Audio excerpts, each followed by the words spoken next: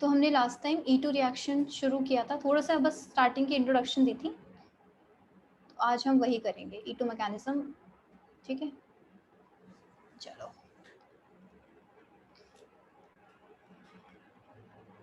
Of किसकी थी, RX की थी।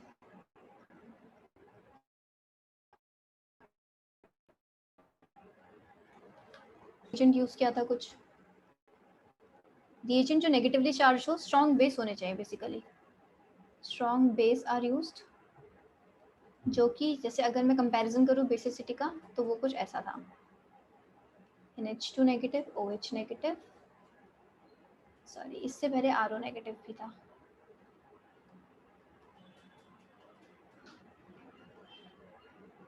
और OH नेगेटिव। तो ये था कुछ स्ट्रॉन्ग बेसिस मतलब बेसिसिटी का ऑर्डर। हमने रिएक्शन लिखी थी कुछ ऐसी, RCH CHX H, हमने इसमें स्ट्रॉन्ग बेस डाला, कोई भी बेस ने इस पे अटैक किया, ये बॉन्ड ऐसे टूटा और साइमल्टेनियसली X पे निकल जाता है, क्योंकि सब कुछ दोनों बॉन्ड फॉर्मिंग और बॉन्ड ब्रेकिंग साथ में होती है, तो कोई इंटरमीडिएट नहीं फॉर्म होता है इसके अंदर एक ट्रांजिशन स्टेट फॉर्म होती है। तो ट्रांजिशन स्टेट में क्या है, ये H का बॉन्ड टूट रहा है, ये X का बॉन्ड थोड़ा टूट रहा है, और ये CH के बीच में एक पाई बॉन्ड नया फॉर्म हो रहा होता है, और ये B क्या है, इसके साथ बॉन्ड फॉर्म कर रहा है जो जो बेस ने अटैक किया है। तो फाइनली क्या बनता है, हमारा एल्कीन बनता है यहाँ पे। ठीक है, ये था हमारी ट्रांजिशन स्टेट। और ये ट्रांजिशन स्टेट कैसी होती है, क्या बताया था, एंटी पेरीप्लेनर होनी चाहिए इसमें H और X। एंटी पेरीप्लेनर भी बताया था लास्ट टाइम के, क्या होता है anti periplanar H and X, मतलब दोनों के बीच में कैसा एंगल हो, 180 डिग्री का एंगल हो। ये कैसे पता चल रहा था हमें, कि अगर हमने न्यूमैन प्रोजेक्शन बना के देखी थी कि अगर ये X है, ये H, तो H कहाँ पे होना चाहिए, H इसी पोजीशन पे होना चाहिए। यहाँ पे कुछ ग्रुप्स लगे होंगे, यहाँ पे कुछ ग्रुप्स लगे होंगे, लेकिन जब तक X और H इस पोजीशन में नहीं आएंगे, उनका 180 डिग्री नहीं होगा, तब तक हम ये रिएक्शन नहीं कर सकते। ठीक है, E2 रिएक्शन तभी होगी तब ये दोनों H और X क्या होंगे, दोनों एक दूसरे के 180 डिग्री पे होंगे, एंटी पेरीप्लेनर होंगे दोनों एक दूसरे के। तो हम ये भी बोल सकते हैं कि एंटी पेरीप्लेनर ट्रांजिशन स्टेट बनते हैं, और X और X आपस में एंटी पेरीप्लेनर भी हैं। तो ये था, तो इसमें क्या होगा, B अटैक करेगा, ये बॉन्ड ऐसे टूटेगा और ये बॉन्ड ऐसे टूटेगा, कुछ ऐसे मैकेनिज्म हमें इसमें दिखेगा न्यूमैन प्रोजेक्शन में। तो उसके कुछ खास पॉइंट्स लिख लेते हैं, की points related to E2 elimination.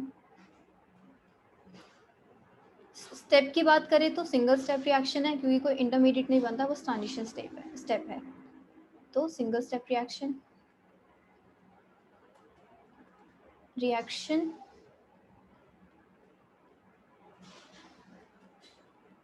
proceeds through a transition state. Reaction proceeds through a transition state in which 5 atoms are present in a plane.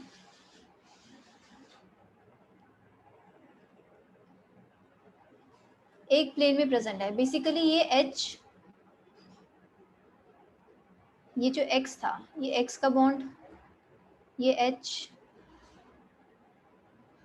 ये सारे एक प्लेन में प्रेजेंट है।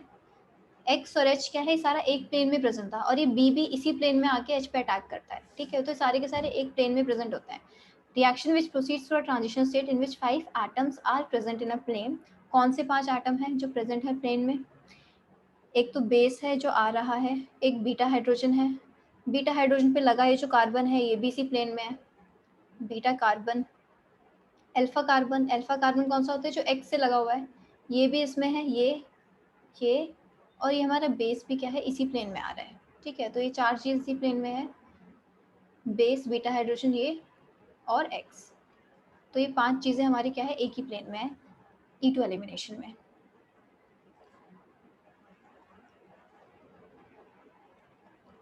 E2 is regioselective. E2 is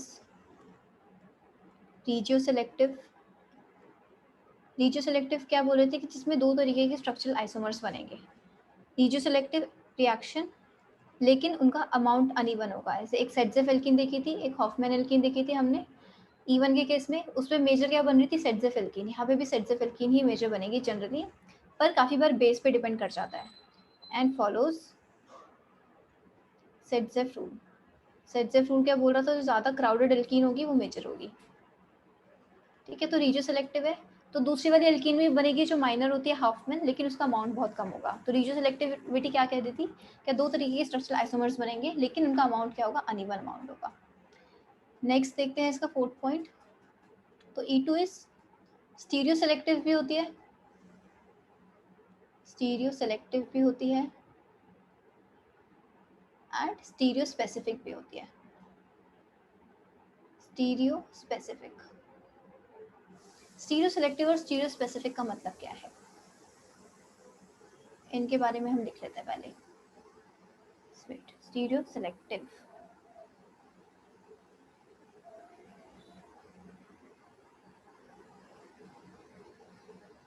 the reaction in which stereoisomeric products are formed, stereoisomeric products are formed in uneven amount, are formed in uneven amounts. Selectivity is related to product.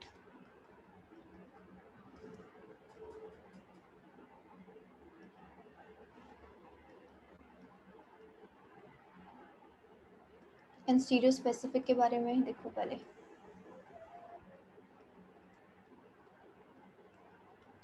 Reaction in which a particular isomer, reaction in which a particular stereoisomer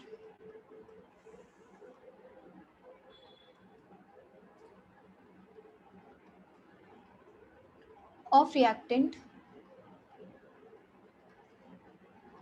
participates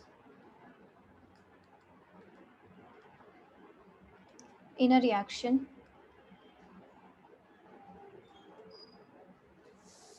and other doesn't,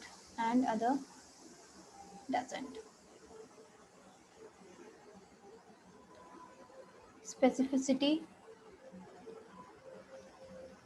is more related to the reactant, specificity is more related to the reactant.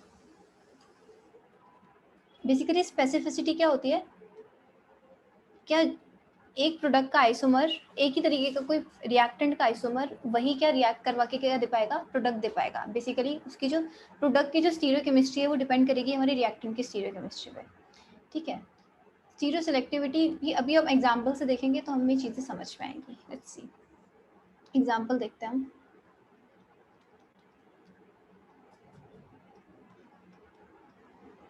Me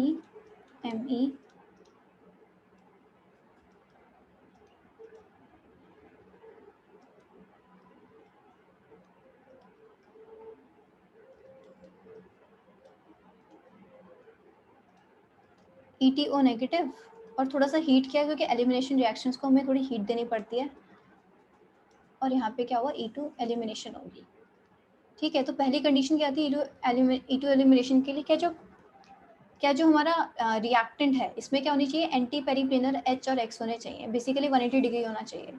अब देखो 180 degree हो और इसका और एक above the plane हो, एक below the plane हो, इन दोनों का मतलब सेम है। ठीक है, तो अब यहाँ पे अगर हम देखें हमें कैसा दिख रहा है, ब्रोमीन दिख रहा है हमें अबव द प्लेन, और दूसरे कार्बन का जो बीटा कार्बन है, ये बीटा कार्बन का हमें हाइड्रोजन देखना होता है, बीटा कार्बन का हाइड्रोजन क्या है, बिलो द प्लेन। तो ये रिएक्शन पॉसिबल है।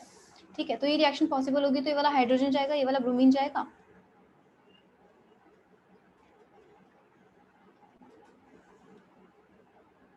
Me और ये और चला जाएगा तो यहाँ पे एल्कीन बन जाएगा। ठीक है, फिर तो बाकी क्या, एक हाइड्रोजन बचेगा और एक यहाँ पे मिथाइल बचेगा। ठीक है, ये रिएक्शन हो गई। लेकिन अगर मैं क्या करती, अगर मैं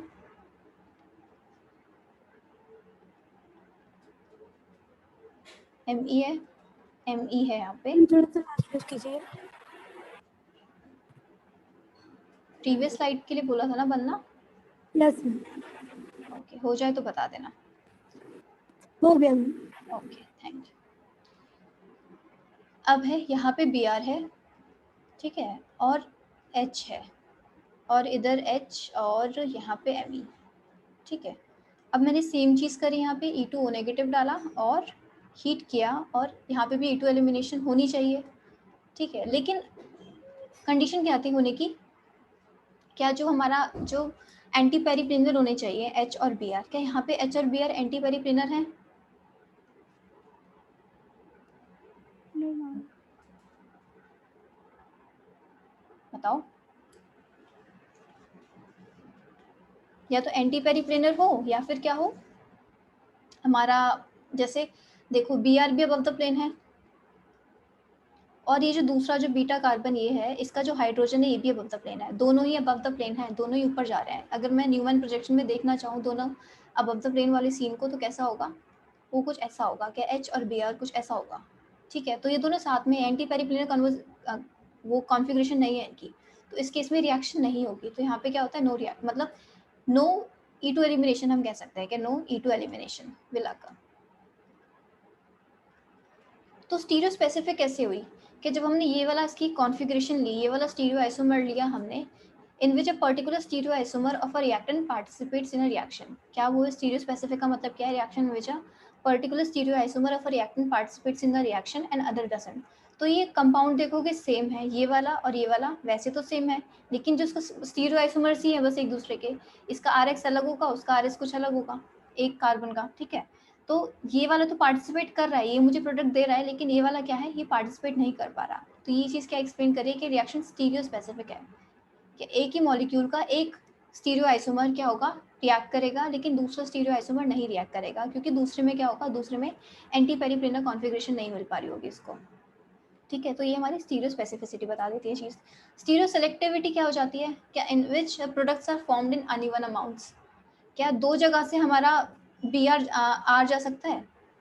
और selectivity is related to product in which stereoisomer products are formed in uneven amounts, पर यहाँ पे stereoisomeric products नहीं फॉर्म होंगे।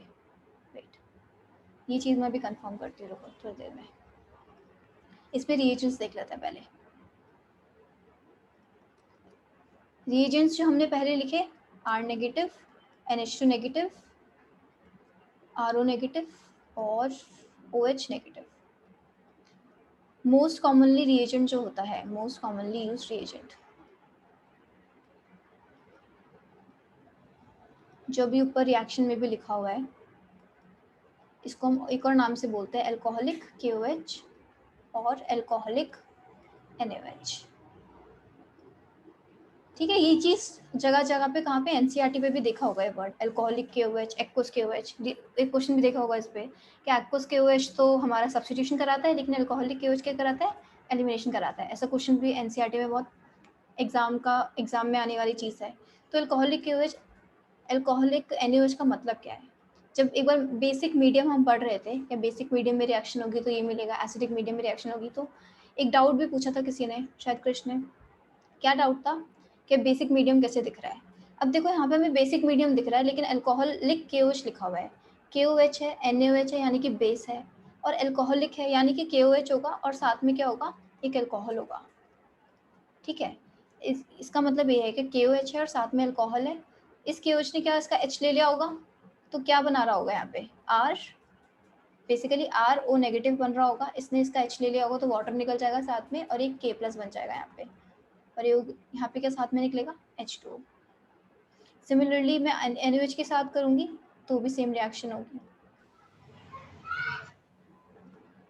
RO नेगेटिव Na+ H2, ठीक है। तो हमने ये लिया, लेकिन मेरी रिएक्शन में मिक्सचर में क्या है, ये दोनों रिएक्ट करके इन्होंने ये बनाया, और ये मेरे यहाँ पे क्या काम करता है, बेस की तरह काम करता है।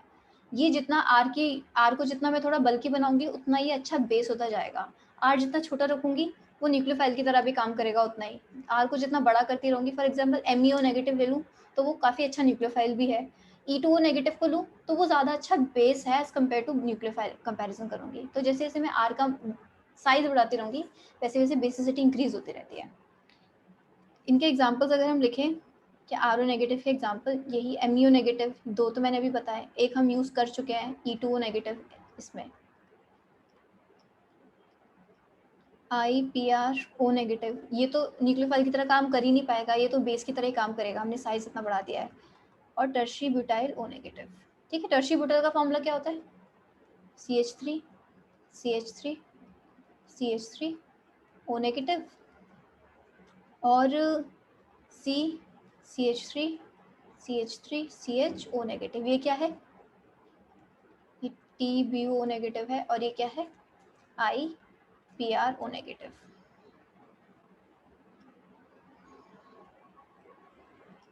ठीक है, चलो। तो ये जो टर्शी, ये बिल्कुल भी अच्छा न्यूक्लियोफाइल नहीं होता, और ये भी अच्छा न्यूक्लियोफाइल नहीं, मतलब न्यूक्लियोफाइल की तरह तुम्हें दिखेंगे नहीं, बेस की तरह ही दिखेंगे। चलो, order of rate of E2। अभी तक हमने जितने भी रेट्स देखे, देखो इसका जो रेट होता है वो क्या होता है? 3 degree greater than 2 degree greater than 1 degree, यही है। जैसा हमने SN1 का देखा, जैसा हमने E1 का देखा, वैसा ही E2 का है। E2 का SN2 से मैच नहीं होता। E2 का normal 3 degree greater than 2 degree greater than 1 degree रहता है।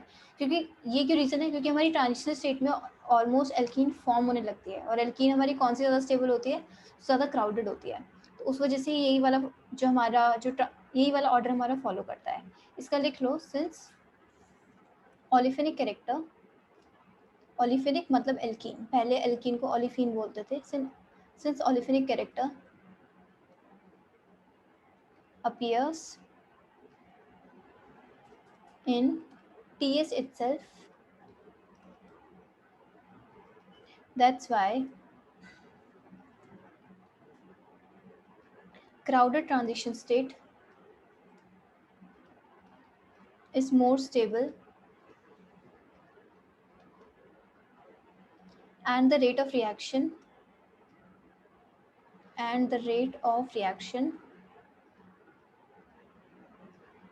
is more. ठीक है, olefinic character appears in transition state itself, that's why crowded transition state is more stable and the rate of reaction is more.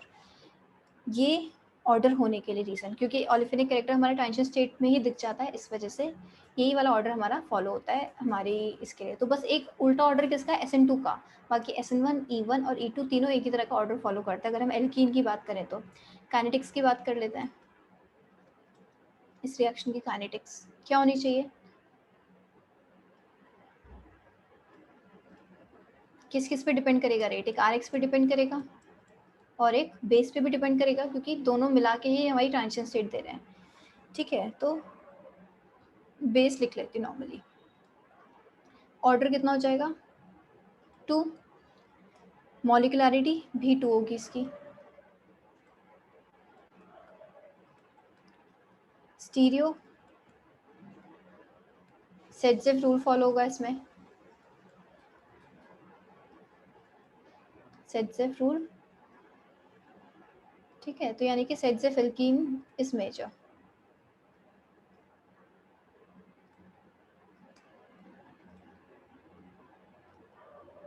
Solvent को ना कौन सा होना चाहिए?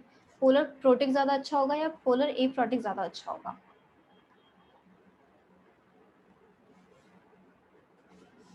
सॉल्वेंट चूज करने का कुछ क्राइटेरिया बताया था SN1 SN2 में? Ma'am polar aprotic. Yes, good. Polar aprotic ज़्यादा अच्छा रहेगा, क्योंकि हमारे रिएक्टेंट्स कैसे हैं? नेगेटिवली चार्ज है, उसमें हमारे पास बेस है जो कि नेगेटिवली चार्ज है।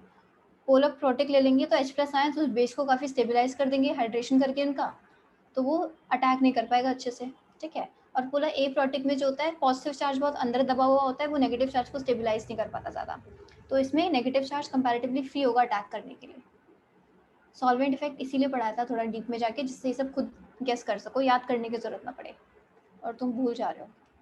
PAS favourable.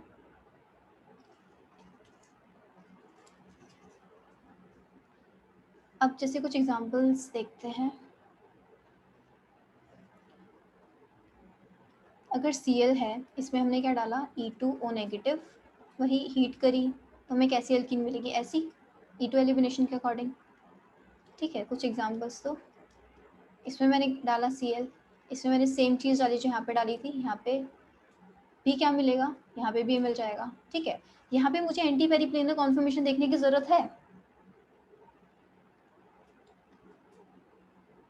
देखो यहाँ पे ज़रूरत नहीं है, क्योंकि ये मॉलिक्यूल क्या है? ओपन चेन है, फ्री रोटेशन हो रही है इनमें, ठीक है, इन सब में क्या है, फ्री रोटेशन है। तो यहाँ पे मुझे एंटी पेरिप्लेनर कॉन्फर्मेशन देखने की जरूरत नहीं है, वो खुद ही अपने आप घूम जाएगा, अचीव कर लेगा वो वाली, रोटेट होके और रिएक्शन दे देगा। यहाँ पे क्या था, लेकिन जो मैंने एग्जांपल दिया था यहाँ पे मॉलिक्यूल कैसे साइक्लिक है, यहाँ पे रोटेशन पॉसिबल नहीं है। तो यहाँ पे हमें देखने की जरूरत है कि वो बी आर और एच क्या थे आपस में एंटी पेरिप्लेनर कॉन्फर्मेशन कब बना रहे हैं। इस केस में बना पा रहे थे, इस केस में नहीं बना पा रहे थे। यहाँ पे नहीं बना पा रहे और रोटेशन भी पॉसिबल नहीं है मॉलिक्यूल में, इस वजह से क्या है, ये रिएक्शन नहीं दे पाया E2 एलिमिनेशन।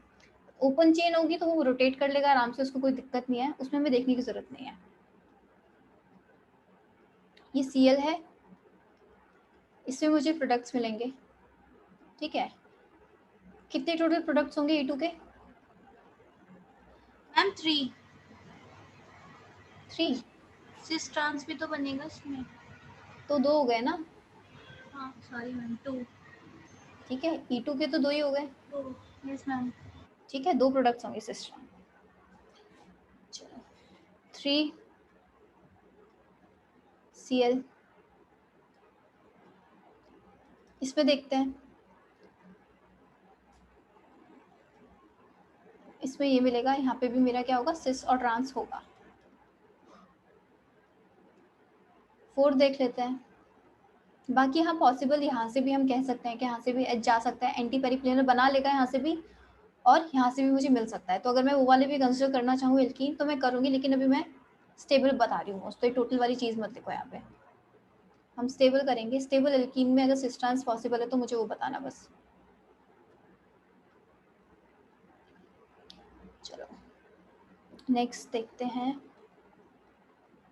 Br, इसमें भी सेम चीज़ डालेंगे तो हमें ये वाली एल्कीन मिल जाएगी। 5th लेते हैं, यहाँ पे क्या मिलेगा, टर्शरी बनेगा, शिफ्ट हो जाएगा। टर्शरी बनेगा,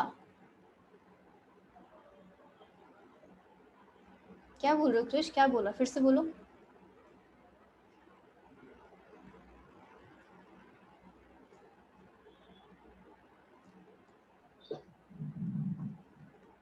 प्रोडक्ट बताओ यहाँ का मुझे क्या होने वाला है।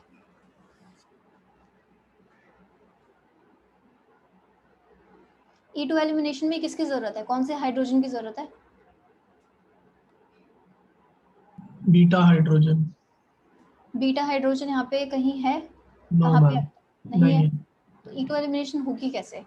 नहीं होगी, नो प्रोडक्ट ठीक फ्रॉम है, दिस। यहाँ पे तो कोई कार्बोकेटाइन भी नहीं बन रहा जो रीअरेंज हो जाए उसके बाद कुछ एलिमिनेशन हो जाए, कोई कार्बोकेटाइन तो बन नहीं रहा E2 में, डायरेक्टली सिंगल स्टेप रिएक्शन है। तो अगर उसे उस पोजीशन में मिल गया बीटा हाइड्रोजन तो सही है, नहीं मिला तो रिएक्शन नहीं होगी E2, ठीक है, नो E2 एलिमिनेशन। सो रहे हो क्या सबके सब? Cl,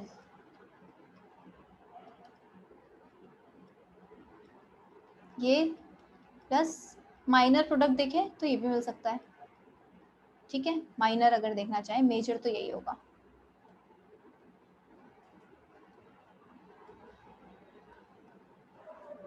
सेवन Cl यहाँ पे, दिस विल बी मेजर, ठीक है, और this will be major, that will be minor. ये क्या बता रहे हैं कि 2 तरीके के प्रोडक्ट्स अनइवन अमाउंट में मिल रहा है, तो मतलब ये रीजियो सेलेक्टिव है, ठीक है।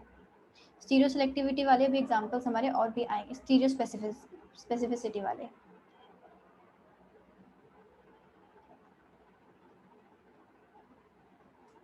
इसमें डाला एल्कोहलिक KOH, एल्कोहलिक KOH भी क्या कराएगा, एल्कोहलिक KOH का मतलब क्या है कि कोई RO नेगेटिव ही है, RO नेगेटिव है, बेस है, तो यहाँ पे भी E2 एलिमिनेशन ही होगी, ठीक है।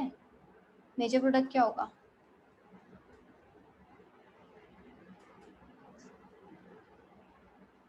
ये वाला हमारा मेजर प्रोडक्ट होगा। चलो अच्छा, इसमें अगर टोटल प्रोडक्ट्स बनाना चाहें तो प्लस ये कैसा हो सकता है, यहाँ पे यहाँ पे यहाँ पे प्लस मैम 3 हो सकते हैं। ये कैसा हो सकता है? ठीक है, ये मैंने बना दिए हैं, लेकिन और भी कुछ दिख रहा है? 3 बोला, और किसी का कोई और आंसर? No ma'am. सबके अकॉर्डिंग 3?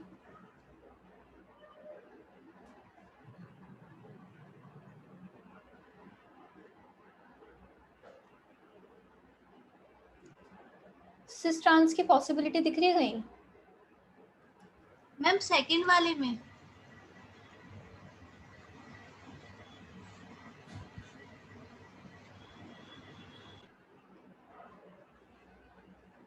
बेसिकली सिस ट्रांस नहीं, इनको हम EZ बोलेंगे, ठीक है? EZ पता है? EZ बाकी चाहो तो बोल सकते हो। बेसिकली ये डिफरेंट एल्कीन है, ये डिफरेंट एल्कीन है, ये डिफरेंट एल्कीन है, ये डिफरेंट एल्कीन है, ठीक है? अगर हम ज्योमेट्रिकल आइसोमर्स के टर्म्स में बोले तो ज्योमेट्रिकल आइसोमर्स एक इसका ये है, एक आइसोमर ये है, इस वाले का एक ज्योमेट्रिकल आइसोमर ये है, और इस वाले का एक ज्योमेट्रिकल आइसोमर ये है। तो टोटल कितने प्रोडक्ट्स हो गए? 5। Yes ma'am. ठीक है, तो टोटल 5 प्रोडक्ट होंगे इसके। मेजर कौन सा होगा? मेजर सिर्फ ये होगा।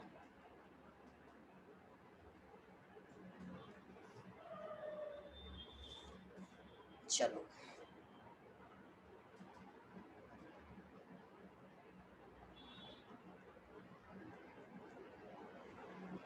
इसका मेजर होगा ये, प्लस साथ में क्या बन सकता है? ये। ठीक है, इसमें गलती से कार्बोकेटाइन बना के देंगे, एक्सपेंशन वगैरह मत कर देना, क्योंकि वो नहीं हो गया यहाँ पे।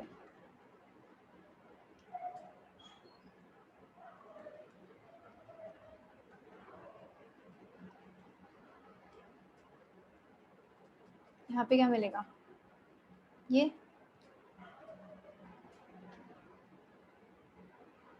चलो एक चीज लिखते हैं,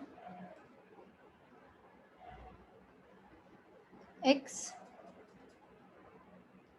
बेस, हमने क्या बोला? सेंसेफिल्कीन मेजर है, ठीक है? ये सेंसेफिल्कीन है, ये है हॉफमैन एल्कीन। लेकिन मैंने क्या बोला था कि बेस पे काफ़ी बार डिपेंड कर जाती है, हमेशा ज़रूरी नहीं है कि सेंसेफ ही होगी। बेस पे कैसे डिपेंड करेगी? अब देखो, मान लो मैंने बेस लिया OH माइनस, स्मॉलेस्ट है, सबसे छोटा साइज है, इसमें सेटजेफ बन रही है 85%, लेट्स अज्यूम हॉफमैन बन रही है 15%। अब मैंने क्या लिया? CH3O नेगेटिव बेस लिया, थोड़ा सा बड़ा साइज हो गया, तो ये हो गई मेरी 80%, ये हो गई 20%। अब मैंने लिया CH3O नेगेटिव, ये हो गया 75% और ये हो गया 25%। और मैंने अब क्या ले लिया? CH3O नेगेटिव, ये हो जाता है 35% और ये हो जाता है 65%। ये कौन सा है? Tertiary butyl O negative. तो देख रहे हो, टर्शरी ब्यूटाइल O नेगेटिव के साथ हमें मेजर प्रोडक्ट कौन सा मिल रहा है? Hofmann alkene. यहाँ पे हॉफमैन एल्कीन मेजर है, इन तीनों में क्या है? सब में सेटजेफ एल्कीन मेजर है। तो बल्कि होने से ऐसा क्या हो रहा है कि हॉफमैन मेजर मिल रही है? बेसिकली बल्कि है, वो उसे अप्रोच करेगा, एक हाइड्रोजन यहाँ पे पड़ा है, एक हाइड्रोजन यहाँ पे पड़ा है। अब बल्कि है, उसको बल्कि है तो वो स्टेरिक हिंड्रेंस पोज करने की उसकी कैपेबिलिटी अच्छी खासी, एक्सपीरियंस भी करेगा दूसरे से। यहाँ पे आएगा तो उसको मॉलिक्यूल के साइड में जो ग्रुप्स हैं उन सबसे स्टेरिक हिंड्रेंस मिलेगी। यहाँ पे कोने पे हाइड्रोजन पड़ा है, यहाँ पे आके आराम से कोने पे से उठा के ले जाएगा हाइड्रोजन, यहाँ से निकाल सकता है। लेकिन इस वाले को लेने आएगा तो, इस वाले हाइड्रोजन को लेने आएगा तो उसे थोड़ी स्टेरिक हिंड्रेंस मिलेगी। तो उस वजह से साइज बढ़ता है, वैसे वैसे क्या होती है? हॉफमैन प्रोडक्ट की जो परसेंटेज होती है वो बढ़ती है। और टर्शी ब्यूटाइल वाले बेस के साथ क्या देखोगे कि हॉफमैन प्रोडक्ट ही हमारा क्या बन जाता है? मेजर बन जाता है। ठीक है, ये चीज़ याद रखना, बेस पे ध्यान देना, कौन सा बेस दिया हुआ है। यहाँ तक बेस दिया हुआ है तो कोई दिक्कत ही नहीं है, लेकिन टर्शी ब्यूटाइल O नेगेटिव दिख जाए तो यानी कि प्रोडक्ट हमारा उल्टा मिल रहा होगा। चलो नेक्स्ट हम देखते हैं stereo selectivity in E2 reactions.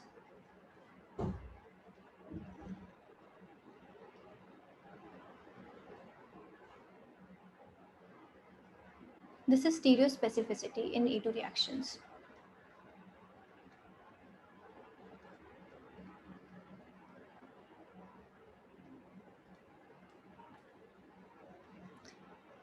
One is PH HBr HMe और क्या मिलेगा pH। ठीक है, ये है मेरे पास। और इसमें क्या डाला है, E2 नेगेटिव डाला है, हीट किया है, E2 दी है, E2 है एंटी एलिमिनेशन बेसिकली हमें करानी है। ठीक है, अब ये कुछ ऐसा प्रोडक्ट है, इससे तुम्हें कुछ न्यूमैन या फिर जो एक्लिप्स कॉन्फर्मेशन होती है बनानी आती है, जो हम सोहर्स वगैरह बनाते हैं। चलो न्यूमैन देखते हैं। अगर मैं इसका बनाना चाहूँ मैं कैसे बना सकती हूँ, ये वाला जो कार्बन है आगे पुट कर लूँगी पीएच। तुम्हारा सबका शायद अपना तरीका हो, अपने तरीके से चाहते हो तो बना लो, मैं अपने तरीके से बना रही हूँ क्योंकि स्टीरियो केमिस्ट्री तुमने मुझसे नहीं पढ़ी। BrH। इसमें किसी को कुछ डाउट? No, ma'am. ठीक है, इसको हम डायरेक्टली मैं कैसे दिखा सकती हूँ, या तो चाहे ऐसे भी दिखा सकती हूँ क्या इस फॉर्म में, पर वो फिर न्यूमैन हो जाएगी। चलो ये है। अब क्या है, मुझे Br और जो इसका जो H है, इसका जो Br है वो कहाँ चाहिए, 180 डिग्री पे चाहिए। ठीक है, तो मैं इजी करने के लिए अब बॉन्ड्स रोटेट करा सकती हूँ। यहाँ पे रोटेशन में कोई हिंड्रेंस तो है नहीं, आराम से मैं इसको रोटेट करा सकती हूँ। रोटेट करने से मैं कुछ स्टीरियो केमिस्ट्री नहीं बदल रही हूँ। अगर ये R है तो ये R ही रहेगा, ये S है तो S ही रहेगा। रोटेशन से स्टीरियो केमिस्ट्री नहीं बदलती। ठीक है, नॉर्मल रोटेशन से। तो अब क्या, इसका मैंने Br को सोचो, मैंने पीछे वाले जो Br है इसको इस साइड पे रोटेट कराया, Br पहुंच गया ऊपर, Br पहुंच गया इधर, तो PH आ गया यहाँ पे, और यहाँ पे क्या आ गया, H। इस वाले को मैंने कहाँ रोटेट कराया है, इस बॉन्ड को मैंने यहाँ रोटेट करा दिया, H को। H आ गया यहाँ पे, H के साइड में Me है, और Me के साइड में इस साइड पे PH है। वेट, ऐसे होगा ये। ठीक है, अब मेरा H और Br क्या हो गया, अब मेरे H और Br निकल जाएंगे, तो जो एल्कीन मिलेगी उसमें अगर मैं एल्कीन में देखूंगी, एल्कीन उस बॉन्ड, इस कार्बन और जो ये पीछे वाला कार्बन है इसके बीच में बॉन्ड बन रहा होगा C, उसका जो प्रोडक्ट होगा वो कैसा आएगा, C double bond C, PH PH HMe। ये प्रोडक्ट समझ आ रहा है, PH दोनों एक साइड है ना, और ये Yes, H और Me ma'am. दोनों एक साइड है। तो हमारे प्रोडक्ट कैसे डिसाइड हुआ, इस चीज़ से, क्या मुझे एंटी पेरिफेरल कॉन्फर्मेशन बना के देखनी पड़ी, फिर मैं अपना प्रोडक्ट बना पाई। ठीक है, ऑप्शंस में ये भी हो सकता है कि PH हो, यहाँ पे H और यहाँ पे Me, तो हमें इससे ये प्रोडक्ट नहीं मिलेगा, हमें इस वाले स्टीरियो आइसोमर से प्रोडक्ट क्या मिलेगा, यही। तो ये वाला स्टीरियो आइसोमर हमेशा मुझे यही प्रोडक्ट देने वाला है, जो रिएक्टेंट है उसके अकॉर्डिंग मुझे प्रोडक्ट यही मिलेगा। मैं इसका कुछ RS बदल दूँ, मतलब किसी एक की स्टीरियो केमिस्ट्री थोड़ी सी बदल दूँ, तो वो क्या, ये प्रोडक्ट भी मेरा चेंज हो जाएगा। लेकिन अभी इस वाली कॉन्फर्मेशन के लिए मुझे क्या मिलेगा, ये वाला अपना प्रोडक्ट मिलेगा। ठीक है, ये चीज़ समझ आई कि हमें कैसे बनाना पड़ेगा अपना प्रोडक्ट। Yes, आगे और ma'am. एग्जांपल्स देखते हैं। ठीक है, अगर मैं एरिथ्रियो और थ्रियो की बात करूँ तो क्या है ये, एरिथ्रियो थ्रियो पता है क्या होता है, Yes, ma'am. तो क्या है ये जो रिएक्टेंट है ये एरिथ्रियो है, थ्रियो, ये जो रिएक्टेंट है एरिथ्रियो है, थ्रियो है। मैम थ्रियो है। ये एरिथ्रियो है। ठीक है, जिसमें ऑपोजिट साइड में हो जाते हैं वो थ्री हो जाते हैं। जैसे एच दोनों सेम साइड में, एच दोनों अपोजिट साइड में हो जाएंगे तो वो थ्री हो जाएंगे। Same groups on same sides erythro, same groups on different sides threo. Next example करते हैं। मैम कोई एक ग्रुप भी सेम होगा तो भी थ्रियो हाँ होगा। हाँ हाँ, तब एक से ही देखना पड़ेगा हमें बेसिकली। PH है, H Br और Me H और PH, ये होगा मेरा थ्रियो। ठीक है, अब मुझे इससे E2 प्रोडक्ट बनाना है। अब खुद बना के देखो कि क्या प्रोडक्ट आ रहा है, मैं भी बना रही हूँ और तुम लोग खुद ट्राई करो इसे बनाना। इसको तुम्हें प्रोजेक्शन में बना के देखना पड़ेगा। ठीक है, उस तरीके की।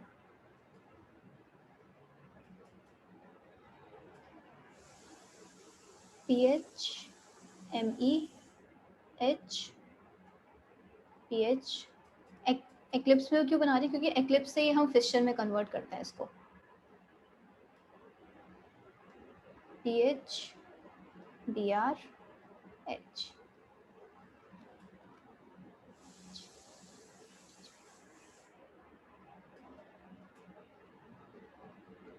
इसको मैं यहाँ रोटेट कर दूंगी, इस H को मैं यहाँ रोटेट कर दूंगी।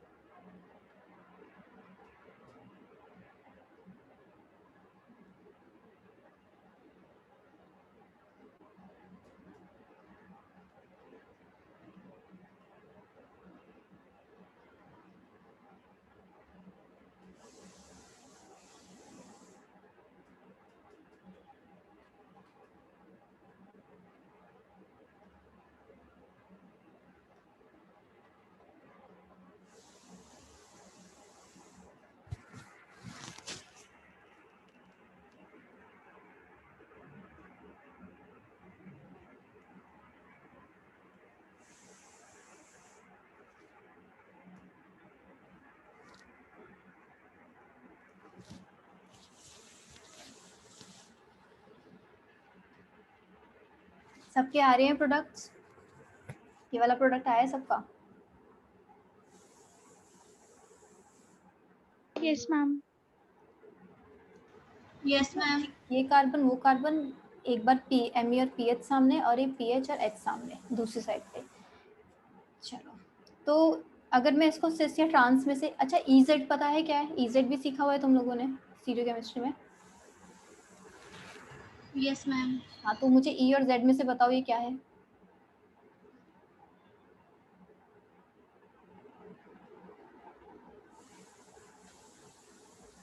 ये Z है।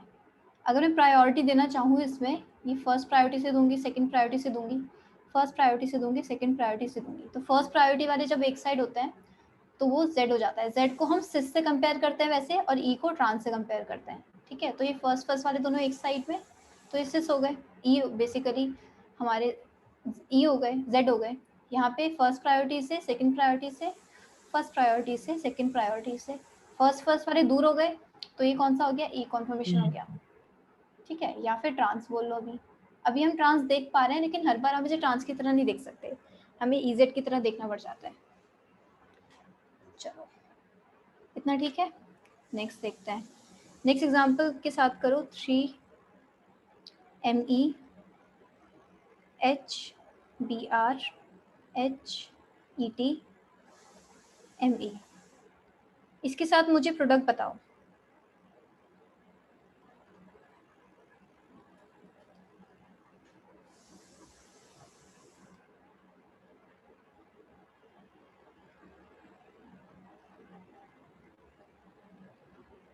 किसी का बन जाए तो बताना।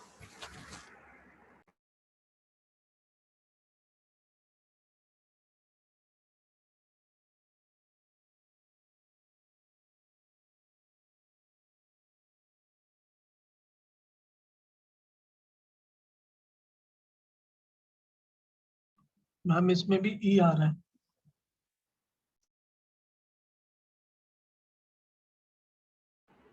ई मतलब तुम्हारा ट्रांस आ रहा है एक तरीके से, ये कहना चाह रहे हो? Yes ma'am. मतलब एक ME दोनों एक साइड है और एक साइड पे ETH है, ऐसा है? यस। चलो देख लेते हैं बना के। अगर मैं इसका ME, मैम ट्रांस आ रहा है। ट्रांस आ रहा है? यस चलो मैम। सेकंड देखते हैं, वेट। MEHET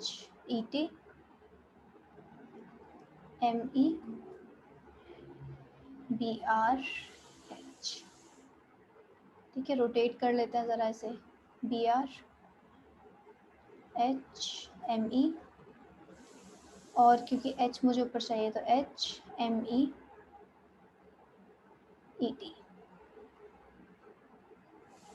ठीक है? तो इससे क्या आएगा? किसी का नहीं आया है तो देख लेना, ठीक है? MEMEHET, ठीक है? तो फर्स्ट प्रायोरिटी से सेकंड प्रायोरिटी से, फर्स्ट प्रायोरिटी से सेकंड प्रायोरिटी से, तो फर्स्ट फर्स्ट ऑपोजिट साइड है तो E एल्कीन, ठीक है? या कह लो कि ट्रांस एल्कीन, तो ठीक है, तुम्हें आ गया मतलब, ठीक है? किसी का नहीं आया तो देख लोगे कैसे बना हुआ है ये। बाकी प्रैक्टिस करो स्टीरियो की भी, ऐसी प्रोजेक्शंस बनाने की और फिर उससे ये बनाने की। चलो, तो हम ये कह सकते हैं कि जैसे हमने सबसे पहला केस क्या किया, हमने केस किया पहले एरिथ्रियो का। एरिथ्रियो से हमें सिस मिला, जेड मिला। थ्रियो किया तो मुझे ट्रांस मिला। यहाँ पे मैंने फिर क्या लिया? एरिथ्रियो लिया, लेकिन मुझे यहाँ से एरिथ्रियो से क्या मिल रहा है? ट्रांस मिल रहा है, ई एल्कीन मिल रही है, ठीक है? तो हम कुछ जनरलाइजेशन नहीं कर सकते, हमें बना के ही देखना पड़ेगा हर बार, और एग्जाम में भी। BRETHME, ठीक है? इसके लिए बताओ क्या होगा प्रोडक्ट?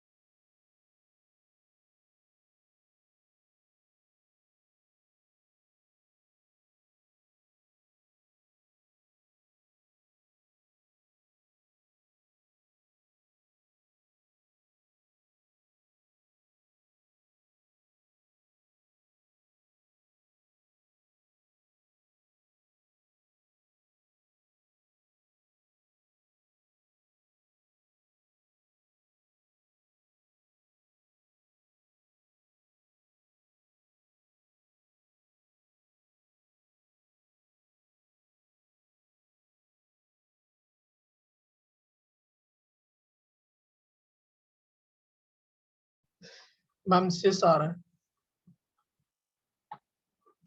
हाँ, यहाँ पे सिस आएगा। एल्कीन जो हमारी आएगी ऐसी आएगी, MEETHME। तो बेसिकली जेड एल्कीन आएगी और इसको हम सिस बोल सकते हैं। तो सबकी आ गई, या कोई चाहता है मैं बना के दिखाऊं यहाँ पे तो बताओ, नहीं तो फिर हम नेक्स्ट रिएक्शन शुरू करेंगे। मैम मैम बना के दिखा। बना के दिखाऊं? बंदना है ना। चलो देख लेते हैं बनना एक बार और, जल्दी से देख लेते हैं। वही हम देखो, इसको मैंने आगे वाला कार्बन पे बनाया है MEET,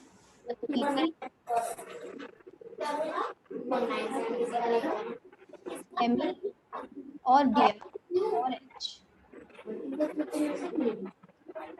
ठीक है, अब वही ये H है, इसमें एक ही H है और इसमें एक ही Br है, तो दोनों को ऑपोजिट साइड करना है। एक को ऊपर की साइड घुमा देती हूँ, एक को नीचे की साइड घुमा देती हूँ, H को यहाँ पे रोटेट कर देती हूँ और B वाले बॉन्ड को, पीछे वाले बॉन्ड को लेफ्ट साइड कर देती हूँ। ठीक है, बनना क्या? तुम कुछ कहने की कोशिश कर रहे हो, मुझे आवाज नहीं आ रही तुम्हारी। HET MEBR MEH, तो ये H और Br तो निकल जाएंगे। ठीक है, सामने सामने कौन बचेगा? ET और ME। ETME यहाँ पे सामने है और एक साइड पे क्या है? H और ME। H और ME साथ में है। ठीक है बनना? Yes ma'am. चलो अब हम नेक्स्ट शुरू करते हैं E1CB रिएक्शंस। हमने SN1 कर ली, SN2 कर ली, SNI कर ली, E1 कर लिया, E2 कर लिया, लास्ट रिएक्शन बची है E1CB reaction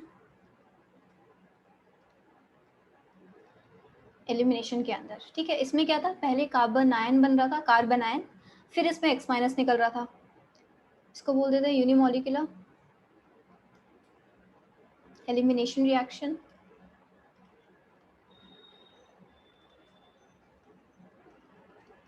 with respect to conjugate base।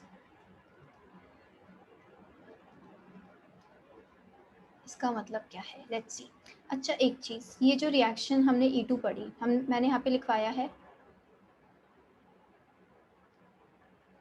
Stereo selective and stereo specific. ये स्टीरियो सेलेक्टिव नहीं होनी चाहिए रिएक्शन, ये हटा लो। ये रिएक्शन बस स्टीरियो सेलेक्टिव ही है। स्टीरियो सेलेक्टिव का ऑल दो मीनिंग इधर लिखा है वो याद रखना, क्या इसमें दो स्टीरियो, जैसे रिजियो सेलेक्टिव में दो स्ट्रक्चरल आइसोमर्स बन रहे थे ना, ऐसे स्टीरियो आइसोमर में क्या स्टीरियो सेलेक्टिव रिएक्शन में क्या बनता है? दो स्टीरियो आइसोमर्स बनते हैं बेसिकली। एक R बनेगा, एक S बन सकता है। ठीक है, कुछ ऐसा हो सकता है,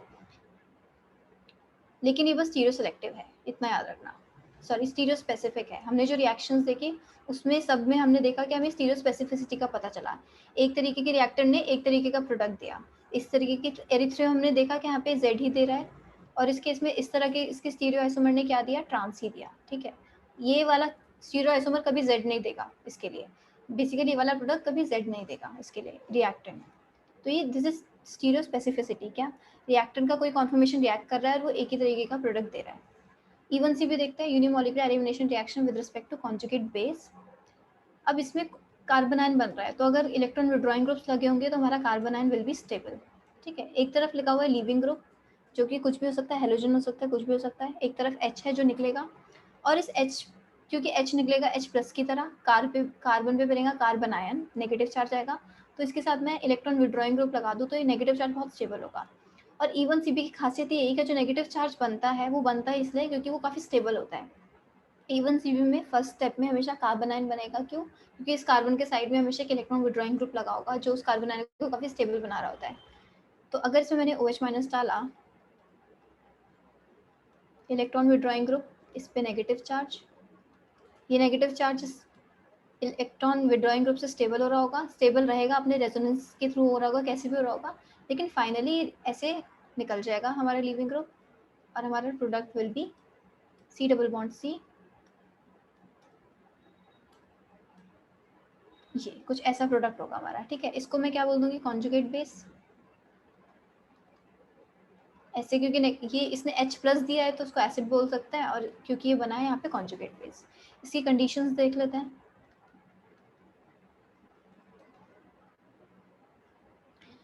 first is presence of electron withdrawing group at beta carbon होना चाहिए, तभी इवन सीबी वाले में वो पार्टिसिपेट कर रहा होगा। ऑल्दो इवन सीबी अकर्स, ये जो सीबी है ना इसमें कॉन्जुगेट बेस के लिए ही है। Although even CB occurs with all leaving groups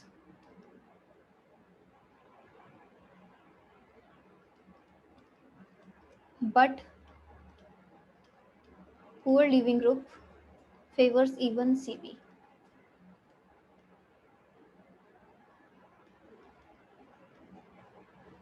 ठीक है, नेगेटिव चार्ज बनता है, ये लीविंग ग्रुप आसानी से नहीं निकलता है। नेगेटिव चार्ज अपने आप में इलेक्ट्रॉन विड्रॉइंग से स्टेबलाइजेशन में रहता है, फिर बाद में नेगेटिव चार्ज अच्छे से घूम फिर के रेजोनेंस करके फिर उसको बाद में लीविंग ग्रुप को आराम से निकालता है। लीविंग ग्रुप आराम से निकल जाता, आराम से अच्छा लीविंग ग्रुप होता, तो नेगेटिव चार्ज बेसिकली इसका स्टेबलाइजेशन होने का कोई रीजन नहीं था। ठीक है, अच्छे लिविंग ग्रुप हमें बाकी सारी रिएक्शंस में चाहिए थे, इसमें कार्बन आयन अच्छा खासा हम स्टेबल बना देते हैं, तो यहाँ पे हमें कुछ ज़रूरत नहीं है स्ट्रॉन्ग लिविंग ग्रुप की। बस इसे इस तरीके से देखो इस चीज़ को। अगर एक्सपेरिमेंट देखना चाहो इसके लिए, क्या इसमें कार्बोकेटायन बनता है, कार्बन आयन बनता है, उसके लिए एक्सपेरिमेंट किसके लिए है ये? In evidence in the support of carbon ion.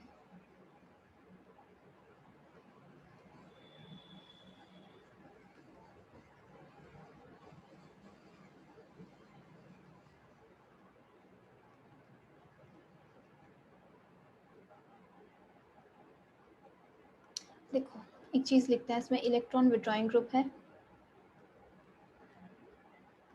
CH C leaving group, और यहाँ पे भी कुछ होगा, इसमें हमने डाला ETO नेगेटिव, साथ में ETOD, यहाँ से बनेगा this C negative leaving group, product मिल जाएगा एक, तो प्रोडक्ट में क्या होगा, लीविंग ग्रुप निकल जाएगा C double bond C H, ठीक है, ऐसा मिलेगा। या फिर क्या मिल सकता है, और क्या मिलेगा हमें साथ में, इलेक्ट्रॉन विड्रॉइंग ग्रुप D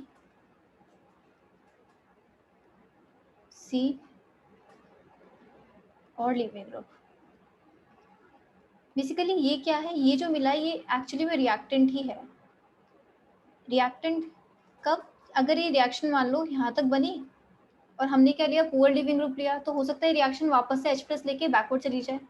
ये बेसिकली रिएक्टेंट बना है, बैकवर्ड रिएक्शन हो सकता है, रिएक्शन कुछ जरूरी थोड़ी कि 100% रिएक्शन हो ही रही है, जितना रिएक्टेंट लिया उतना प्रोडक्ट बना ही है, हो सकता है कुछ रिएक्टेंट हमारा वापस से रिएक्टेंट में भी जा रहा हो, क्योंकि रिएक्शन मिक्सचर में तो सब कुछ है, H+ दिया है, H+ पड़ा भी है, तो H+ हो सकता है किसी मॉलिक्यूल से वापस लेके वापस चला जाए। अब यहाँ पे क्योंकि ETOD था तो ETOD लिया, मान लो यहाँ पे हाइड्रोजन होता तो हम पहचान नहीं पाते, सिर्फ यहाँ पे D लगाया, हमें D से पता चल गया क्या यहाँ पे D, यहाँ पे हमने स्टार्टिंग में क्या लिया था, H लिया था, ठीक है, लेकिन बाद में क्योंकि हमने ETOD डाला था, अब H से क्या रिप्लेस हो गया, D, यानी कि D रिप्लेस हुआ, यानी कि ये वाला बॉन्ड टूटा होगा हमारा, तभी रिप्लेस हुआ, और ये बॉन्ड टूटा होगा तो यहाँ पे नेगेटिव चार्ज ही बना होगा, क्योंकि इधर इलेक्ट्रो विड्रॉइंग ग्रुप है, इलेक्ट्रॉन विड्रॉइंग ग्रुप के साइड में पॉजिटिव चार्ज नहीं बनेगा, यहाँ पे नेगेटिव चार्ज ही बनेगा, और नेगेटिव चार्ज ही बनने वाला है यहाँ पे, क्योंकि हमने ETO नेगेटिव बेस भी तो डाला है, बेस तो H+ ही लेगा, तो नेगेटिव चार्ज बनेगा और लीविंग ग्रुप बनेगा, लीविंग ग्रुप निकल जाएगा। बेसिकली एक्सपेरिमेंट है और कुछ नहीं है।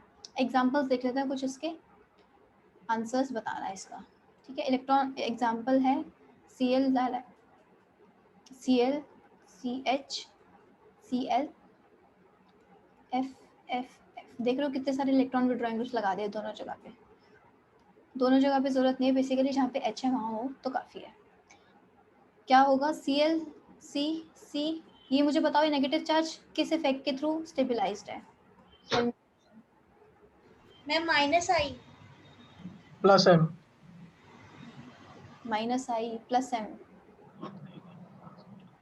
प्लस M कौन कर रहा है?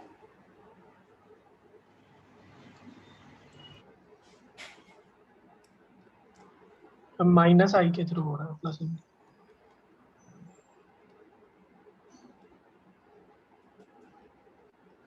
याद आया कुछ, आया या नहीं आया याद?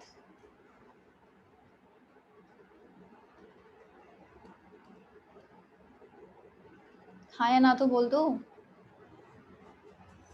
Yes ma'am. ठीक है, Cl के पास क्या है, d ऑर्बिटल्स हैं, तो नेगेटिव चार्ज के इलेक्ट्रॉन्स ले लेगा अपने अंदर, स्टेबलाइज कर देगा नेगेटिव चार्ज को। तो एक तरह की रेजोनेंस भी पढ़ी थी हमने, भूलना मत इस रेजोनेंस को। Yes ma'am, sorry. नहीं कोई बात नहीं, चलो।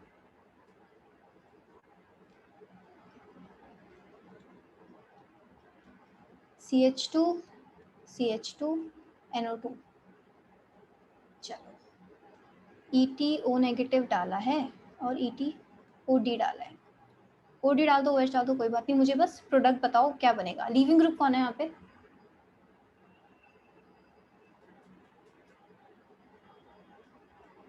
एक तरफ NH3 माइनस दिख रहा है, एक तरफ NO2 दिख रहा है, कौन है leaving group? Ma'am NO2।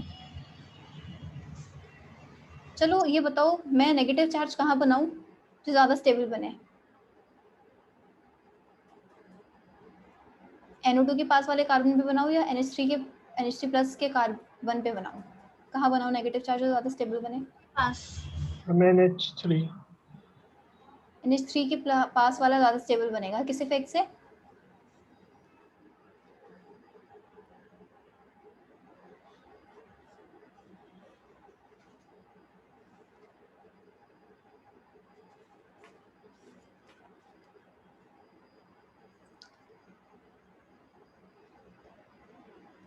Ma'am H2 का -M और -I होता है तो उसके पास क्यों? हाँ लक्षिता, गुड। ये क्या करता है, -M करेगा यस मैम। NO2, ठीक है। ये क्या करेगा, ये सिर्फ -I करेगा, ठीक है। तो -M स्ट्रॉन्ग है तो ऑब्वियसली ये ज़्यादा अच्छा इलेक्ट्रॉन विड्रॉइंग ग्रुप है, और NO2 कोई अच्छा लीविंग ग्रुप है भी नहीं, NO2 को अच्छा लीविंग ग्रुप मत मानो कभी, ठीक है। अमोनिया लीविंग ग्रुप अच्छा होगा क्योंकि ये पॉजिटिवली चार्ज है और ये किसकी तरह निकल जाएगा, न्यूट्रल मॉलिक्यूल है, NH3 की तरह निकल जाएगा, तो ये अच्छा लीविंग ग्रुप है। NO2 इज नॉट अ अच्छा लीविंग ग्रुप, तो नेगेटिव चार्ज इस पे आएगा, फिर ये निकल जाएगा, तो प्रोडक्ट क्या बनेगा, CH2 double bond CH NO2, ठीक है। ये प्रोडक्ट होगा हमारा। चलो अगर EtO2 डाला है तो साथ में एक ये भी मिल सकता है मुझे, हम देख सकते हैं NH3 plus CH2 CHD NO2, ये भी मिल सकता है ना, ठीक है। ये प्रोडक्ट में हम क्यों काउंट कर रहे हैं, क्योंकि रिएक्टेंट से डिफरेंट तो है, क्योंकि यहाँ पे He है और यहाँ पे थोड़ा D है, तो हम काउंट कर सकते हैं, लेकिन ये बेसिकली हमें मिला कैसे है, बैकवर्ड रिएक्शन से ही मिला है, ठीक है। तो हो सकता है कि ऐसा कुछ दे के और पूछ लें कि क्या क्या प्रोडक्ट्स पॉसिबल हैं और उसमें ये भी दे दें, तो हम ये भी काउंट करेंगे, क्योंकि ये भी रिएक्टेंट से तो डिफरेंट है, लेकिन बना ऑल दो बैकवर्ड रिएक्शन से, लेकिन जो रिएक्टेंट था उससे तो डिफरेंट ही बना है। 3N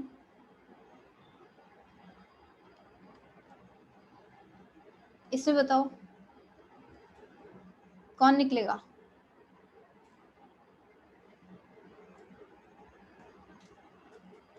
एक तरफ Na2 है और एक तरफ क्या दिख रहा है, इस ग्रुप का नाम बताओ।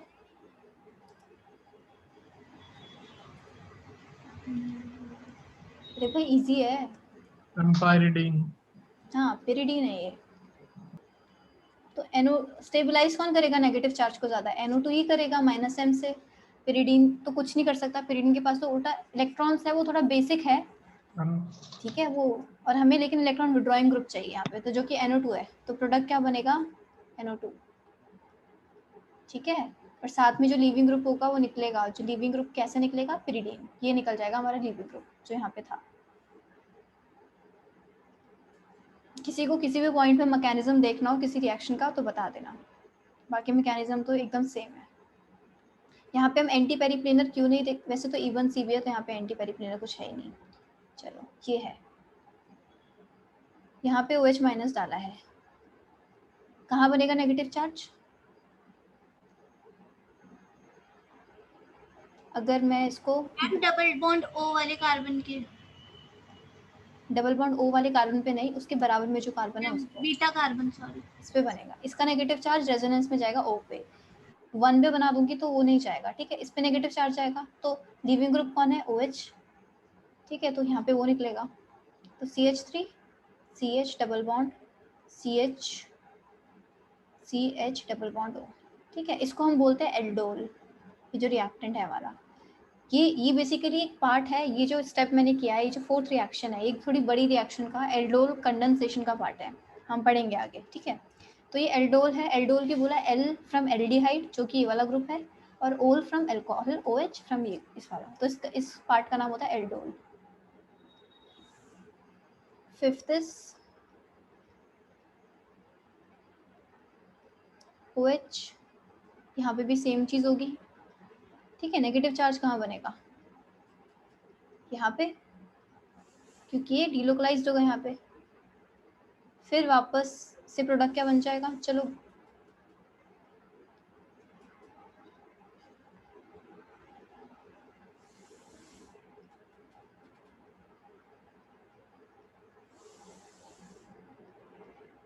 कुछ ऐसा बोल सकते हैं, ऐसे स्टेबलाइज्ड होगा ये रेजोनेंस से, ठीक है। फाइनली प्रोडक्ट क्या बनेगा, ये नेगेटिव चार्ज वापस इसको निकाल देगा, तो इट विल बी लाइक ये और ऐसा, ये हमारा प्रोडक्ट होगा इस रिएक्शन का।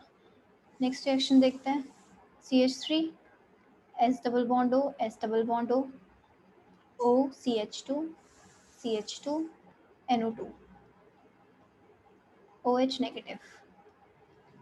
इसमें क्या निकलेगा, ये निकलेगा अच्छा लीविंग ग्रुप है, O नेगेटिव निकलेगा, जो कि काफ़ी स्टेबलाइज्ड भी होगा, क्योंकि O नेगेटिव, ठीक है।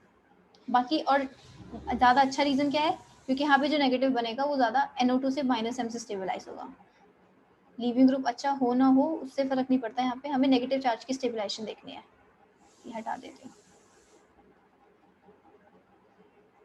प्रोडक्ट तो यही मिलेगा, CH2 double bond CH NO2 plus क्या निकला होगा, CH3 S double bond O, S double bond O OH, ठीक है, ये निकलेगा। चलो अब हम देखते हैं, इतना ठीक है, आगे चलते हैं।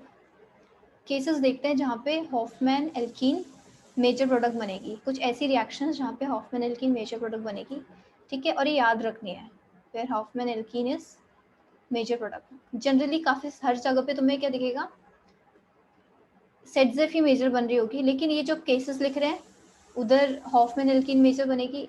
एक जो टर्शी ब्यूटाइल O नेगेटिव वाला बताया था उसमें हमें मेजर एल्कीन देखनी है, और E2 एलिमिनेशन के केस में हमें क्या देखना है, जहाँ पे एंटी पेरीप्लिनर एच जा रहा हो वो वाला होगा। अब भले ही वो कहीं से भी जा रहा हो, भले ही वो ऐसी एल्कीन, भले ही वो प्रोडक्ट हमें ऐसा मिल रहा हो जहाँ पे एल्कीन ज़्यादा स्टेबल ना हो, जहाँ पे एल्कीन ज़्यादा क्राउडेड वाली ना हो, भले ही वो हॉफमैन लग रही हो देखने में, लेकिन E2 में हमें बस एंटी पेरीप्लिनर से मतलब है, हमें वो दिख जाए हमें उस साइड पे रिएक्शन कर देनी है, हमें एल्कीन स्टेबल मिले ना मिले हमें कोई फर्क नहीं पड़ता, ठीक है। E2 में मत कंफ्यूज होना इस चीज़ को लगा के। बाकी हर जगह सेटजेफ थी, हॉफमैन का अभी तक मैंने तुम्हें टर्शी ब्यूटाइल वाला केस बताया, बाकी सारे केस मैं अब बताने वाली हूँ जो जहाँ पे हॉफमैन एल्कीन के मेजर एल्कीन होगी। तो फर्स्ट केस देख लेते हैं, when bulky base is used, bulky base वाला ही केस था, ठीक है। यहाँ पे इंक्लूड भी कर देते हैं, जिससे सब आप पढ़ोगे तो सारे केसेस आपको यहीं पे दिख जाएंगे। CH3 CH3 CH3 O negative, एक ये बेस हमने पढ़ा था, ठीक है, ये तो हमने देख चुके हैं। और भी होते हैं बल्कि बेस, एग्जांपल्स देख लेते हैं।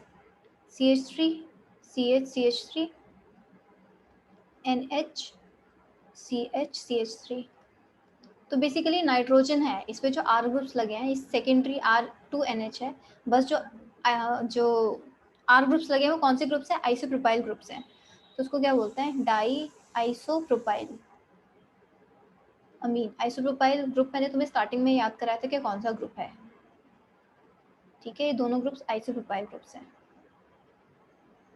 पिरिडीन हो लेकिन वो कैसा हो, ऐसे वाला जिसमें यहाँ पे टर्शी ब्यूटाइल दोनों तरफ ग्रुप्स लगे हुए हैं, तो 2,6 डाई टर्शी ब्यूटाइल पिरिडीन, ये सारे कैसे हैं, बल्कि बेसिस हैं।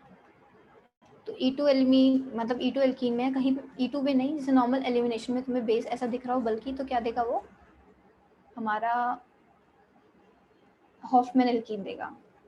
E2 में हम कब देखेंगे, ऐसे जब हमें स्टीरियोकेमिस्ट्री से कुछ फर्क ना पड़ रहा हो, जब हमारी ओपन चेन हो, हमें बाकी एंटी पेरीप्लिनर से ज़्यादा मतलब है। यहाँ पे ओपन चेन में हम एंटी पेरीप्लिनर पे ज़्यादा नहीं ध्यान देते क्योंकि वहाँ पे रोटेशन पॉसिबल होती है, तो वो मॉलिक्यूल अल्टीमेटली रोटेट करके उस पोजीशन में आ जाता होगा।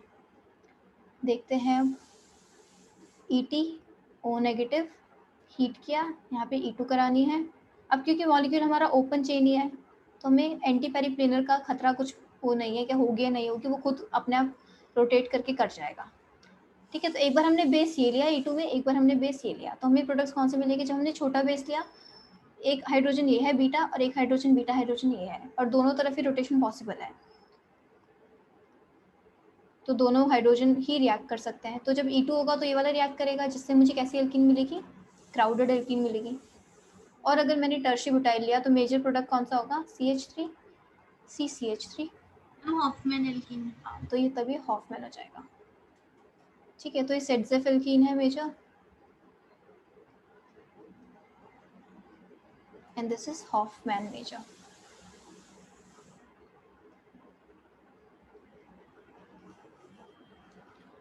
नेक्स्ट देखते हैं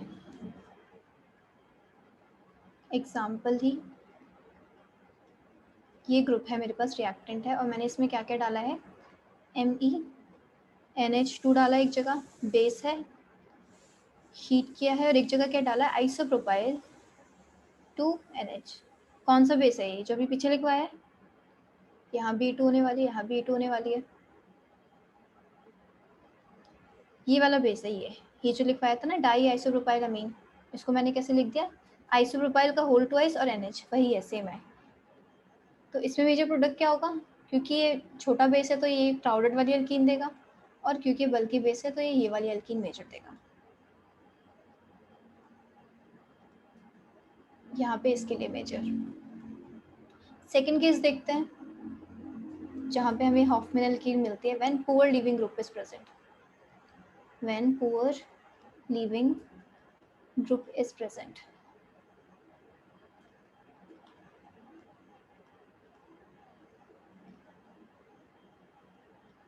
एक ही केस थोड़ा देखो, CH3 CHH CH CH2 H F थोड़ा अब्रप्टली कुछ ज़्यादा अच्छा लीविंग ग्रुप नहीं है, मतलब कुछ ज़्यादा ही अजीब सा बेकार सा लीविंग ग्रुप है ये CH3 CH, और जनरली तुम्हें देखने को मिलेगा भी नहीं ये वाला, क्या कहीं पे लीविंग ग्रुप की तरह लगाया हो इसे, लेकिन यहाँ पे लगाए तो थोड़ा अगर याद आ सके ये चीज़ तो सही है। लेकिन आगे की जो दो चीज़ें लिखने वाली हूँ मैं, स्पेशली जब सेकंड जो इसमें लिखूंगी, वो पक्का याद रखना कि वो कहीं दिख जाए तो देखते ही हॉफमैन एल्कीन लगा। वो अपने वो प्राइम नंबर दो होते हैं, लेकिन किसी का माइक ऑन है, प्लीज ऑफ कर लो। नेचुरल नंबर वो है 7 और 9 और टेट्राएल्काइल अमोनियम हाइड्रोक्साइड, ये वाला ग्रुप कहीं दिख जाए तो यही सबसे ज़्यादा इंपॉर्टेंट है लीविंग ग्रुप वाले केस में। ठीक है, CH3 CH2 N plus Me और CH2 CH3। N पे क्या है? 4 बॉन्ड्स बने हुए हैं, तो इस वजह से इस पर पॉजिटिव चार्ज है, और साइड में से स्टेबलाइज करने के लिए OH माइनस चार्ज। ठीक है, हमने हीट किया, अब OH माइनस तो है यहाँ पे, एल्कीन तो बेसिकली लगेगी, ये वाला हाइड्रोजन निकलेगा और ये यहाँ से निकल जाएगा, तो CH3, हाँ ठीक है, CH3 नहीं ये नहीं होगा, वेट, देखो जो मैं दिखाना चाह रही हूँ पीछे दिखाती हूँ।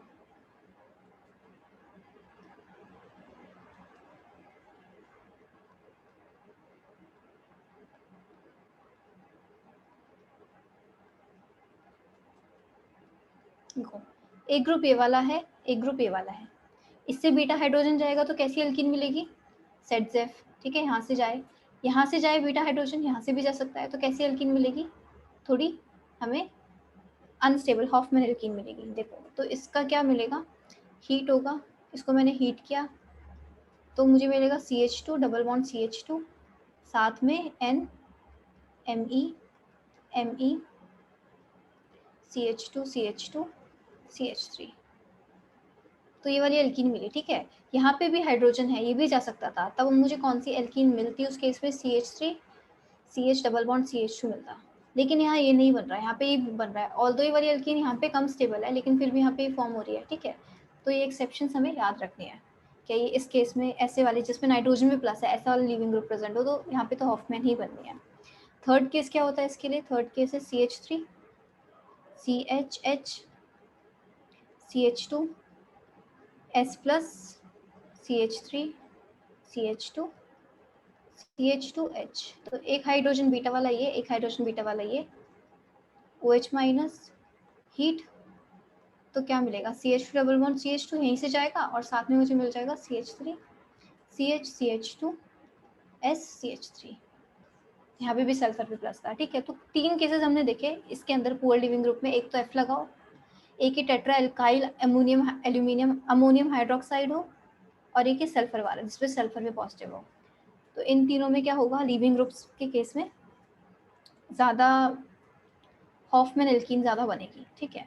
तो ये वाले केसेस थे कहाँ पे हॉफमैन एल्कीन बनेगी। एक जहाँ हमने बल्कि बेस लिया हो, दूसरा हमने लिविंग ग्रुप वाले केसेस देखे। एक फ्लोराइड हो गया F वाला केस, और बाकी ये वाले दो केस, ठीक है। तो ये वाले केसेस हॉफमैन एल्कीन वाले खत्म।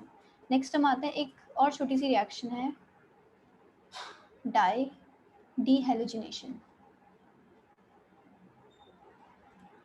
डाई डीहेलोजिनेशन मतलब देखो, डीहेलोजिनेशन क्या, X जा रहा हो, डाई डी यानी कि 2 X जा रहे हो, तो बेसिकली क्या जा रहा है? X2 जा रहा है, ठीक है, मॉलिक्यूल में से। जैसे CCX,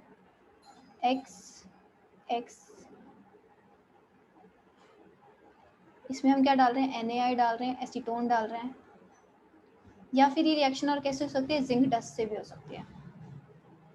और ये हमें क्या मिलेगा इससे? C डबल बॉन्ड C, ठीक है।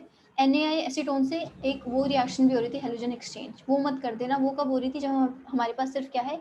एक ही हाइड्रोजन प्रेजेंट है। यहाँ एक ही हेलोजन प्रेजेंट है, यहाँ पे दो हेलोजन प्रेजेंट है। तो NaI एसीटोन डालने पे क्या होगा? दोनों के दोनों हेलोजन चले जाएंगे और हमें क्या मिल जाएगा? C double bond C। और जिंक डस्ट से भी हमारा सेम रिएक्शन होती है, ठीक है। Zinc dust basically reducing agent होता है, तो यहाँ पे वो हुआ है। बेसिकली X हटा दिया उसने और कुछ नहीं किया यहाँ पे। चलो देखो, ये इस रिएक्शन में भी ना अगर मैकेनिज्म देखोगे तो X दोनों X आपस में कैसे होने चाहिए? एंटी पेरीप्लेनर ही होने चाहिए, एंटी पेरीप्लेनर। तो हमने NaI डाला, एसीटोन डाला, I नेगेटिव ने इस पर अटैक किया, ये एसिड टूटा और ये एसिड टूट गया। तो हमें साथ साथ क्या मिला? एक C डबल बॉन्ड C मिला, एक मिला मुझे IX और एक मिला मुझे NaX, क्योंकि एक हेलोजन इसके साथ चला गया, एक हेलोजन इसके साथ चला गया। इसको क्या बोलते हैं? जब दो हेलोजन्स मिलकर कंपाउंड बनाते हैं, inter halogen compounds. P block में पढ़ा होगा, I के साथ तो स्पेशली पढ़ा होगा, इंटर हेलोजन कंपाउंड, ठीक है। तो इसमें भी हमें क्या जरूरत है? एंटी पेरीप्लेनर की जरूरत है। तो ये भी रिएक्शन कैसी होती है? स्टीरियो स्पेसिफिक होती है। ये मैंने इसलिए बताया, इसे स्टीरियो स्पेसिफिक यहाँ पे भी ध्यान रखो। और यहाँ पे भी जब चीज़ें सेम रखोगे, PH HBr HBr और PH, इसमें जब मैं सेम चीज़ें डालूंगी, NaI एसीटोन डालूं, जिंक डस्ट से भी ऐसे ही मैकेनिज्म होता है जिसमें क्या हो? एंटी पेरीप्लेनर चाहिए हो, ठीक है। दोनों के केस में भी चाहिए, बना के नहीं दिखा रही, मैकेनिज्म की कोई ज़रूरत नहीं यहाँ पे।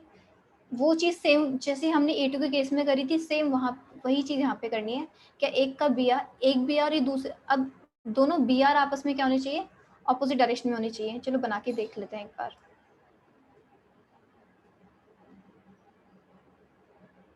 PH Br H, PH Br H, rotate कर देते हैं ऐसे। एक Br को नीचे ले आती हूँ, Br H PH Br PH H, ठीक है। तो Br निकल जाएगा और एल्कीन कैसी मिलेगी? ट्रांस, ठीक है। तो ये मेरा मेजर प्रोडक्ट होगा। बेसिकली मेजर नहीं, ओनली प्रोडक्ट यही होगा, क्योंकि एंटी पेरीप्लेनर में यही पॉसिबल है। तो ट्रांस एल्कीन बनेगी, ठीक है। यहाँ पे Br होने चाहिए ऑपोजिट डायरेक्शन में। चलो एक इसके लिए बना लेना रिएक्शन, ये PH H Br Br H PH, इसके लिए बना लेना ये प्रोडक्ट, ठीक है। चलो लास्ट टॉपिक रिएक्शन मैकेनिज्म का, छोटा सा टॉपिक है, जल्दी से खत्म करते हैं। आज हमारा reaction mechanism will be over. Isotope effect, basically kinetic isotope effect भी बोलते हैं, आइसोटोप इफेक्ट भी बोलते हैं। इसमें भी कैलकुलेट करना होता है KH/KD। कैलकुलेशन कुछ नहीं करनी है, बस देख के ही पता लगाना है। देखो यहाँ पे KH क्या है, where KH is rate constant when H is removed। जब H रिमूव होगा मेरे रिएक्टेंट में से, तब जो रेट कांस्टेंट होगा वो KD rate constant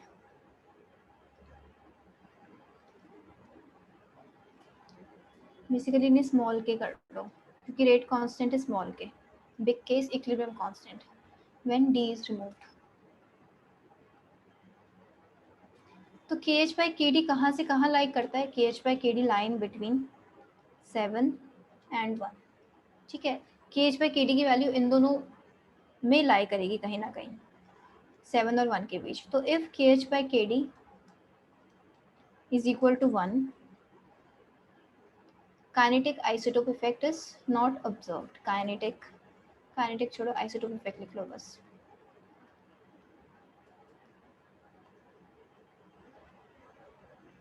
isotope effect is not observed। or if KH/KD is greater than 1, isotope effect is observed।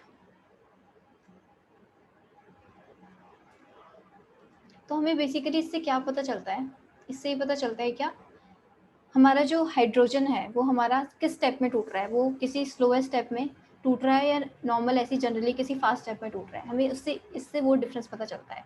Example कैसे, जैसे अगर मैं E1 रिएक्शन की बात करूं, E1 रिएक्शन हमने पढ़ी थी, इसमें क्या था, RCH था और CH2 था, H था। E1 रिएक्शन में पहले क्या बनता है, कार्बोकेटाइन बनता है।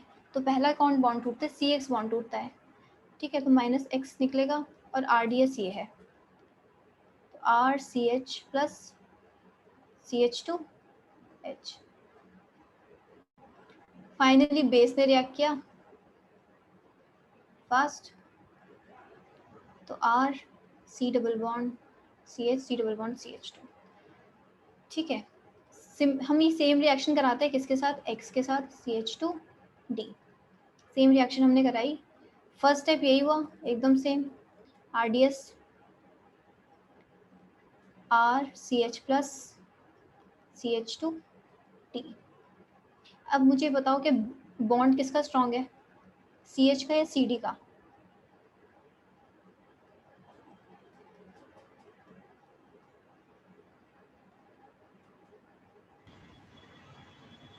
मैम CH का। CD का बॉन्ड स्ट्रॉन्ग है, हमने स्टार्टिंग में भी पढ़ा था, बॉन्ड स्ट्रॉन्ग है, C और D आपस में पास है, तो D का इस वजह से इंडक्टिव इफेक्ट भी ज़्यादा होता है एज कम्पेयर टू H। हमने स्टार्टिंग में पढ़ी थी ये चीज़ें, ठीक है। तो CD का बॉन्ड स्ट्रॉन्ग है, CH का बॉन्ड वीक है, तो बॉन्ड तोड़ने में हमें एनर्जी किसको देनी पड़ेगी, CD को। बॉन्ड स्लो कौन टूटेगा, D, मतलब CD वाला बॉन्ड टूटेगा, ठीक है। तो हमें फर्स्ट केस की बात करें, अब देखें जो RDS है वो तो ये स्टेप है, और RDS में क्या है, हमारा X टूट रहा है, H और D से तो कुछ फर्क ही नहीं पड़ रहा। ये क्या है, ये फास्ट स्टेप है जिसमें H टूट रहा है, तो ये स्लो टूटे या फास्ट टूटे हमें इससे कुछ फर्क नहीं पड़ रहा, क्योंकि ओवरऑल ये स्टेप हमारा फास्ट ही है। स्लो स्टेप क्या है, हमारा X का टूटना जिससे कार्बोकेटाइन बन रहा है। तो क्योंकि ये H हमारा क्या है, रिएक्शन स्लो स्टेप में टूट ही नहीं रहा, तो उसका जो KH/KD जो होता है ना, वो क्या होता है, 1 होगा। इस वजह से यहाँ पे कुछ ऑब्जर्व नहीं हुई। E2, अगर मैं E2 मैकेनिज्म की बात करूँ, यहाँ पे क्या होता है, R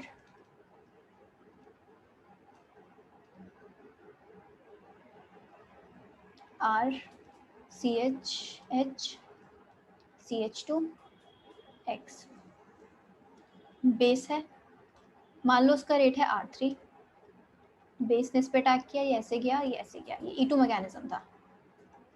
तो R CH double bond CH2, same reaction मैंने कराई RCH जिस पे D है उसके साथ,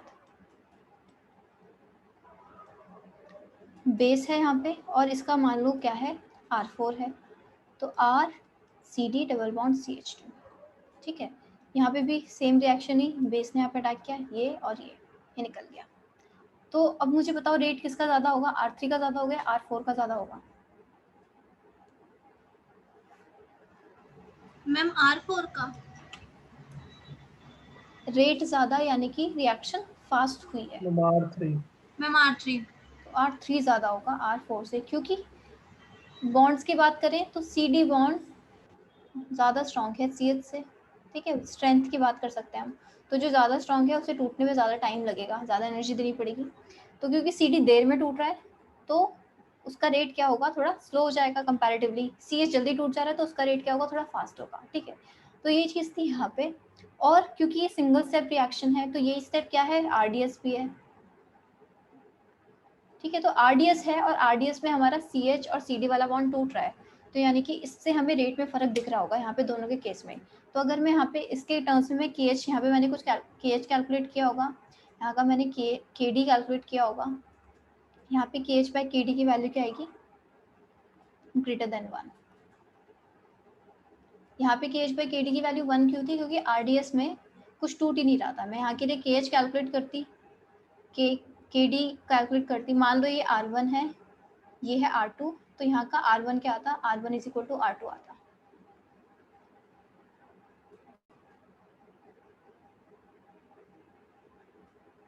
ठीक है, ये R1 is equal to R2 आता।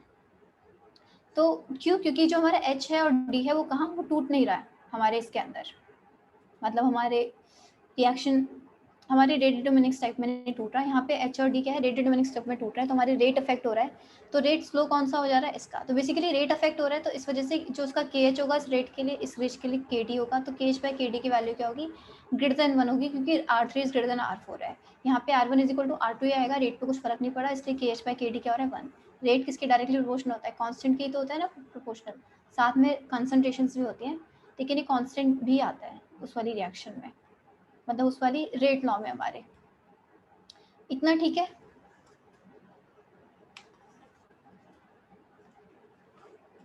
सबको क्लियर है ये चीज, या फिर से बतानी है किसी को? Clear. यहाँ पे हमारा रिएक्शन मैकेनिज्म खत्म हो गया है।